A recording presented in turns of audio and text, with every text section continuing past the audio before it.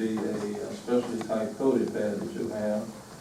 And this one is unique as well. All the states require it, but this is one that if you photocopy it, it does come up void. Okay, so it's embedded tight thread material, security material that's in here.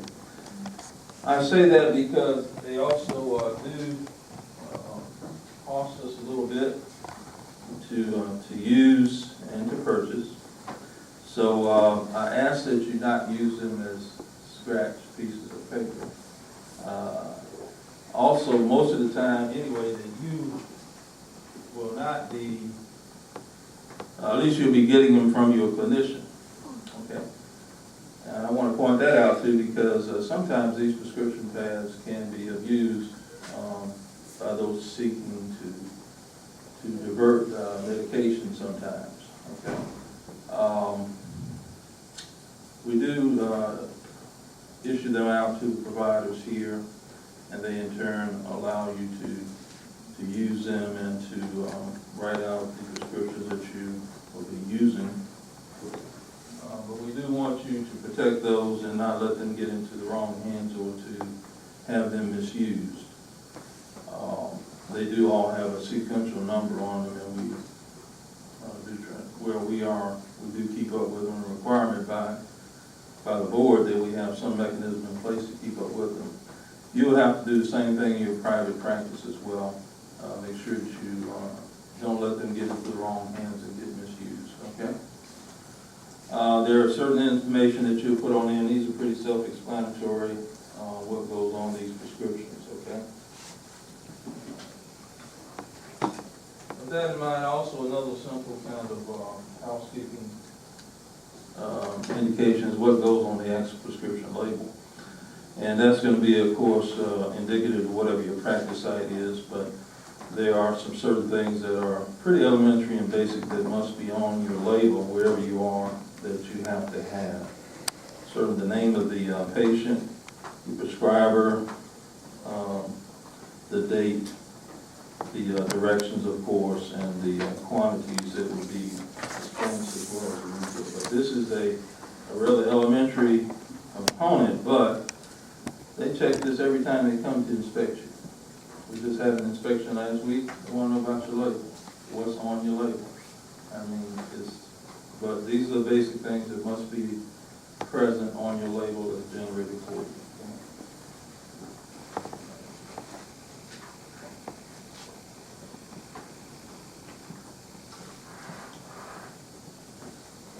The title of this particular presentation, Controlled Substance Drug Diversion, kind of the scope of the problem. You'll say, well, this is probably, again, that seems rather maybe elementary to a certain extent. But I do want to bring to your attention the fact that the controlled substances or those medications that are considered legend drugs are very much in the forefront of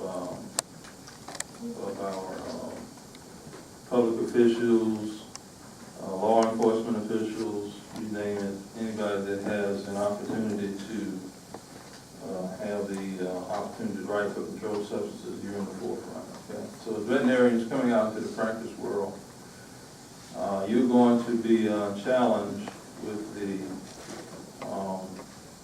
problems that can sometimes come along with this profession that you're in.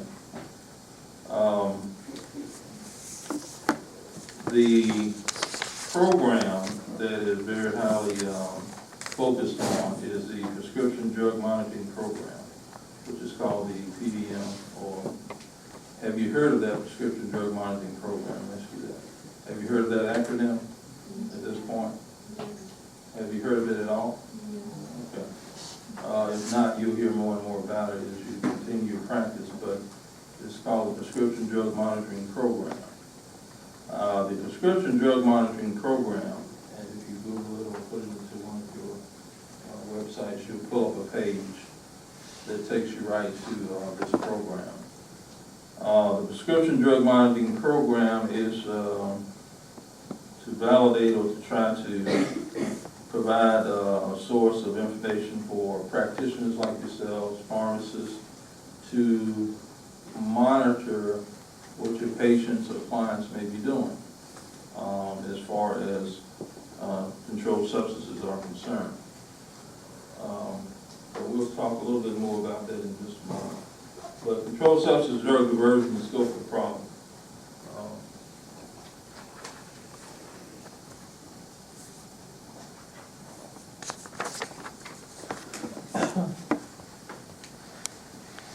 It's a rather lengthy statement, but diversion is thought of as an offense that is perpetrated by persons or visiting, only by persons visiting human practitioners, physicians, dentists, and others. The fact is, though, pet owners, believe it or not, are also can be a part of the diverting process, and it's become, I guess, more and more prevalent through the years that some pet owners do use veterinarians to get medications prescribed, not just for the pets, but for themselves.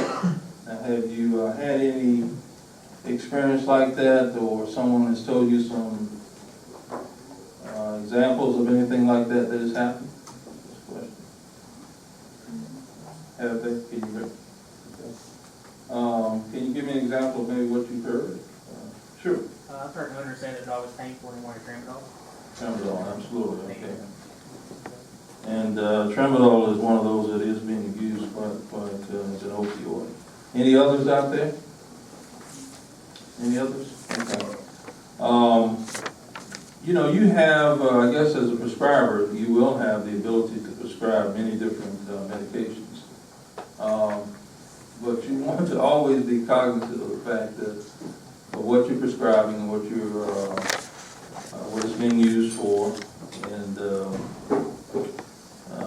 keep it always in the back of your mind that you, even though you're going to be the best veterinarian out there in the whole world practicing, if someone is driven all the way from California to come and see you, let's say in New York, and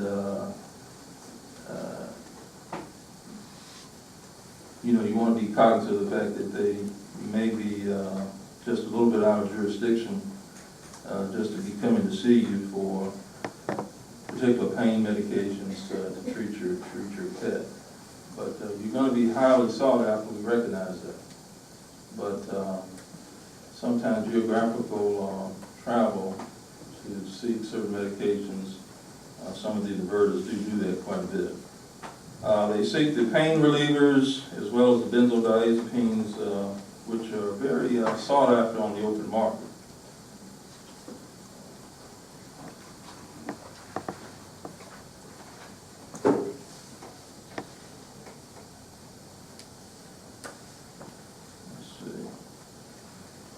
Some literature that I had a chance to look over indicate that healthcare providers wrote 259 million prescriptions for opioid analgesics. That's a pretty staggering number, and that was in 2012. I imagine that number has probably gone up some since then. But what's being done to help curb that problem with the prescription opioid use? Prescribers or pharmacists are having to check this particular PDM or prescription drug monitoring program database, as well as to monitor for the use of the opioids. Now, this is not a,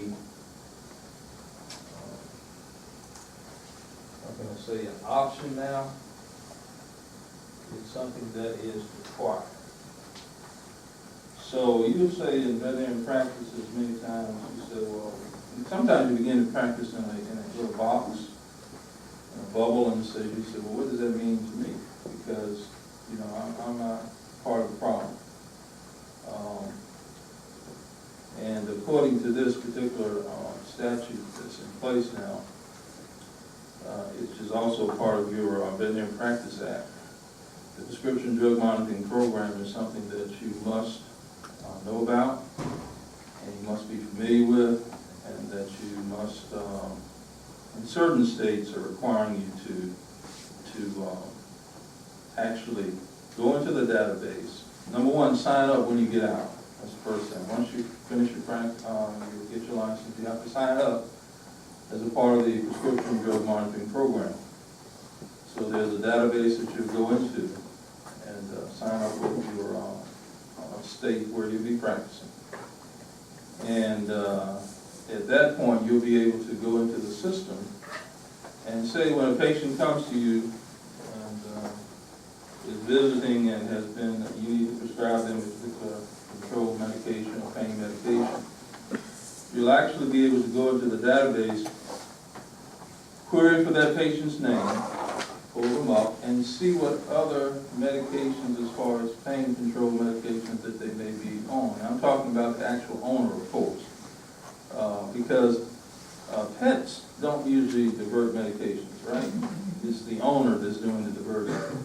Okay, so this is a touchy subject for not only you as a prescriber, but you know, you're not accusing an accusatory state with your patients that everybody wants that you're prescribing for their pets a pain medication is going to be an abuser. That's not the case. There is a particular legislation in place that requires that you at least do some due diligence here. So I'm trying to at least put you on the alert for what you have to do.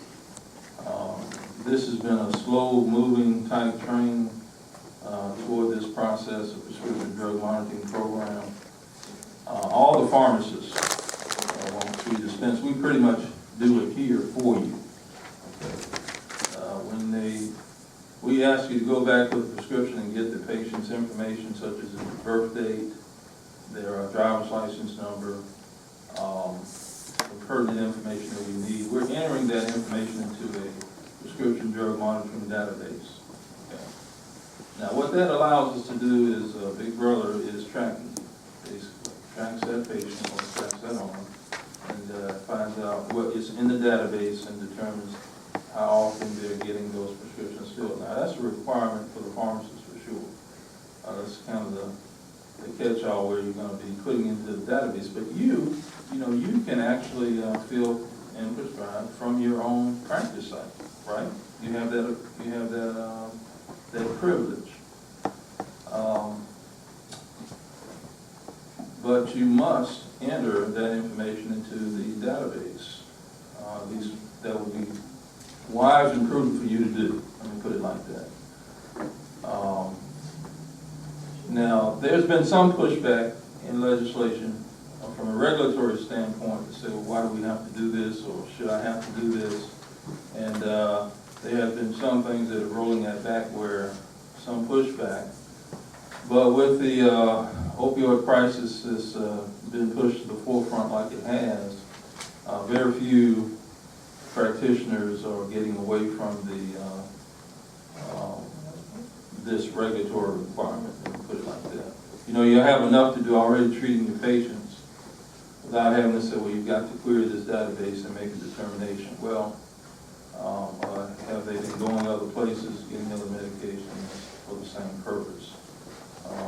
But you do need to be able to query the database, see if they have been several places getting prescriptions for the same thing, or for several different types of pets for the same problem. Okay? You do need to look at that.